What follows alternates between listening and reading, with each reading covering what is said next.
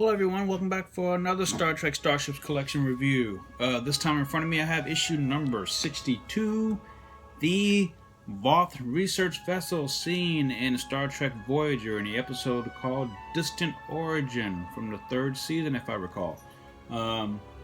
As usual, we have the magazine and the ship itself, so I'll put that aside and get to the goodness in here. There it is, nice image on the cover. With basic information down there. And let's see, it is a research vessel. It's 130 meters long, the crew of only 2, and it actually has transwarp drive as its source of propulsion.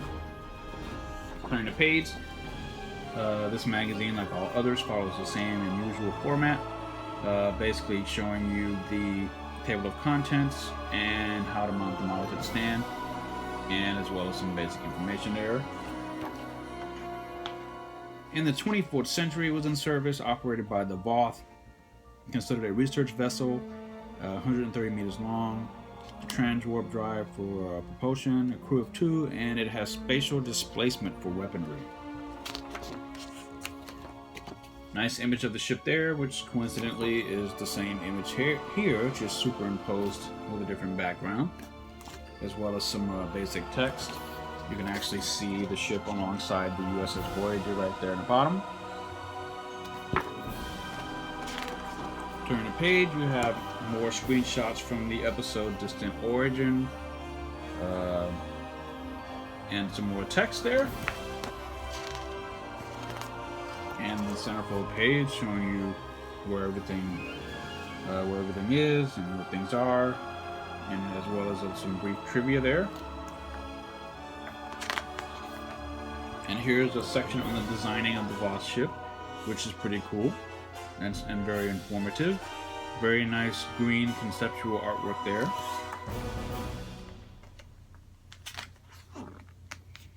And here's a section on the Voth makeup. Now, I'm no Babylon 5 fan, but is it just me, or does these creatures, the Voth species, look a lot like some of those characters from Babylon 5? I could be wrong, but to me, I guess they kind of remind me of them. And we have more pictures, screenshots, and text. Some Cardassians and Jem'Hadar even made it into this section. I guess they were done by the same makeup team. More images and text, as well as some production notes there.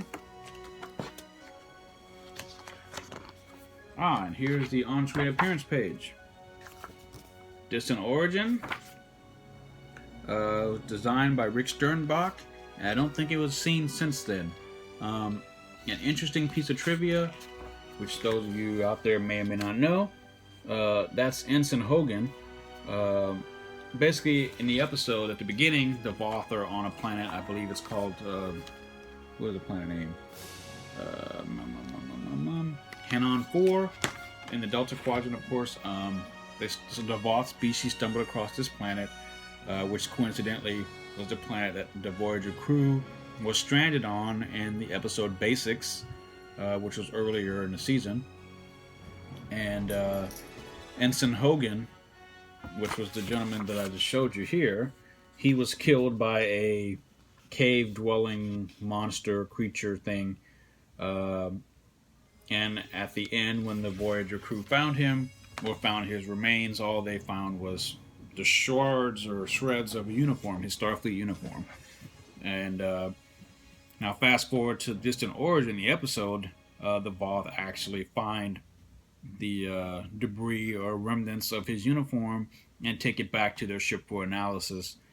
And it turns out that the Voth and the humans have a genetic commonality, and that starts the whole episode off. So that's interesting. And there's a screenshot of the Voth ship in transwarp. The one thing I've always wondered over the years is why Voyager just didn't simply say, "Hey, you know, you have transwarp drive. We're trying to get home to Earth. If you want to prove your hypothesis or anything, why don't you just take us back to where we came from, and we can prove our theory to you. But for some reason, the whole idea of the Voyager crew using the Voth transwarp drive never came up. But then again, that was early on in Voyager's run, and the producers were very stubborn about having Voyager have no or little contact with the Alpha Quadrant. So yeah, there it is. And looks like next month, or this month of April, be getting the Antares, so that'll be cool. Here's the next issue. And on the back, there's the ship. And that's it for the magazine. So let me get to the model itself.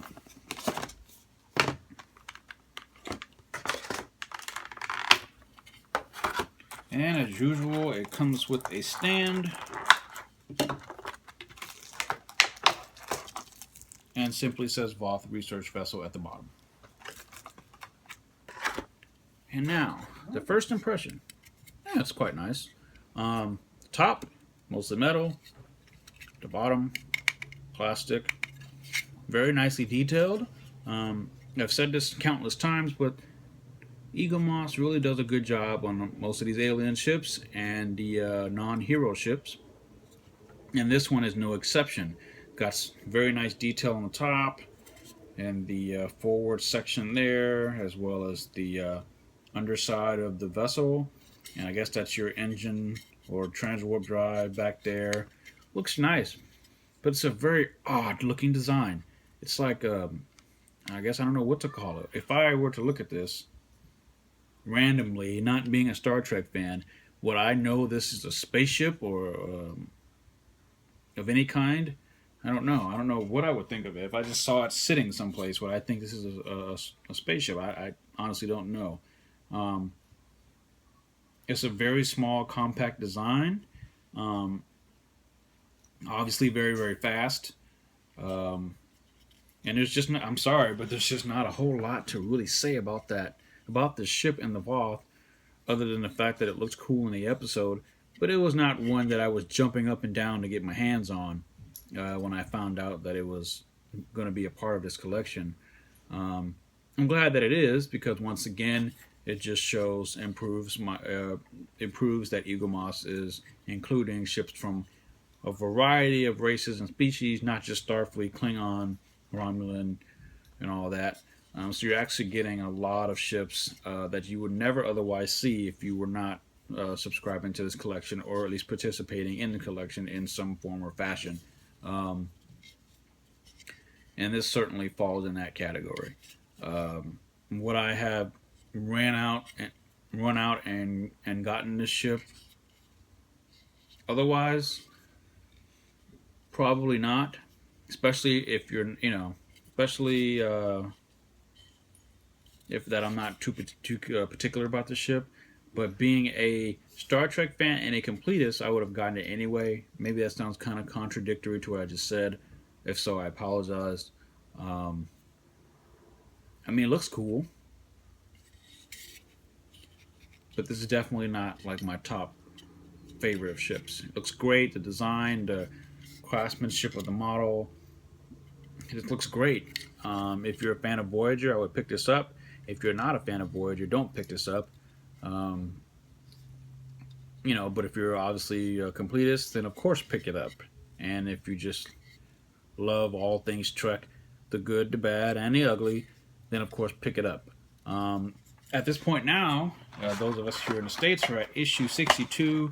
Some people are at 63 and 4, which I will be here in the month of April. And hopefully we can catch up to our friends and neighbors over across the pond. And because it seems like they've gotten a lot of good stuff right now. They've got the SS Raven, also from Voyager. I think they've got one of the Xindi aquatic ships. They got the... What else do they have now? They have the Klingon battle cruiser from the original series, which I'm not really looking forward to because we already have the Katinga class that we got very early on in the collection. They also have... What else do they have? The Breen warship, yes. So that's cool. So I look forward to catching up as the months go by. But by then, I'm sure there'll be 4 more ships ahead. So, and that's if there aren't any more delays. So anyway, guys, thank you very much for watching. Next time, I hope to share with you the Antares when it comes in. If the ISS Enterprise doesn't come in before that, and of course, the NX-01 refit, which I'm very looking forward to. And so, yeah, until then, catch you guys all on the flip side. Live long and prosper, and catch you later. Bye bye.